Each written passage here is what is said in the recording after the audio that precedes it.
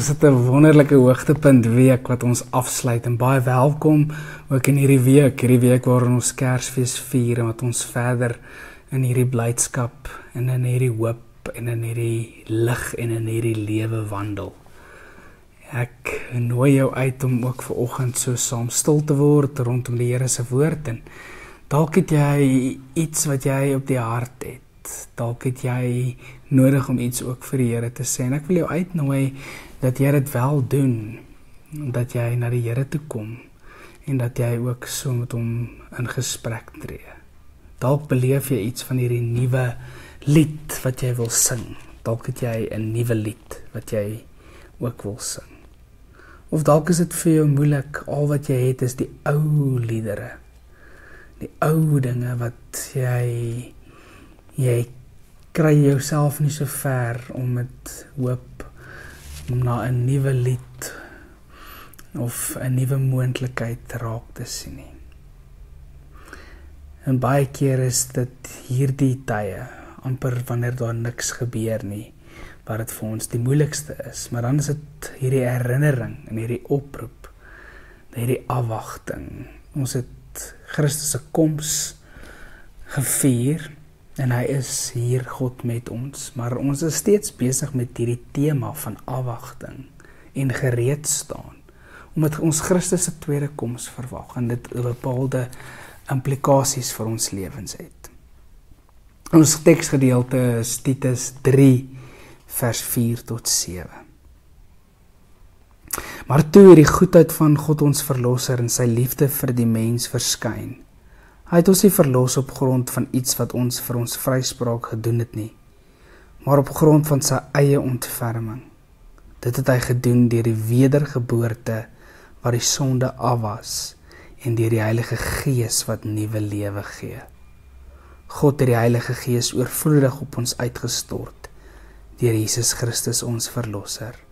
So is ons dan deur sy genade vrygespreek en het ons erfgename geword van die ewige lewe wat ons verwag.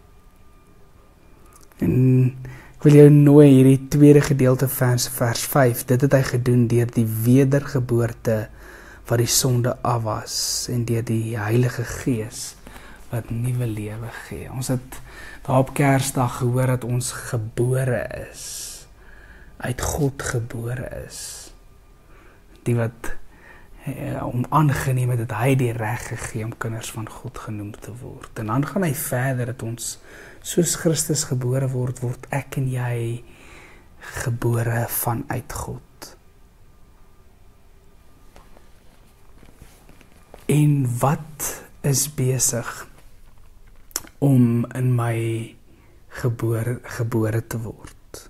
'n nuwe lewe in God wat deur sy Gees dit oor ons uitstort. En dat ons erfgename geword het van hierdie lewe, hierdie ewige lewe.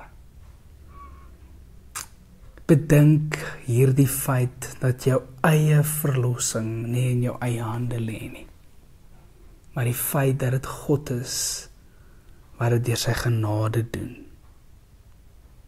op grond van sy eie ontferming, wat hy my en jou genadig is. En dit is 'n geskenk. Ons ontvang dit en ons antwoord met ons lewens daarop. Mag ek en jy dit weldra doen. As mense, as kinders, vanuit God gebore te leef. Mag ek en jy die omvang en die grootsheid en die wonderbaarlikheid van hierdie wete, hierdie feit besef en sien hoe dit ons lewens radikaal verander om uit God gebore te wees. Deur sy eie ontferming leef ons hierdie lewe, hierdie geskenk, hierdie genade. Kom ons bid saam. Dankie o Here dat U ons uit U ontferming ontmoet het en dat U ons U kinders gemaak het. Amen. Seën vir jou en 'n wonderlike dag, wonderlike naweek tot ons weer gesels. Mooi bly.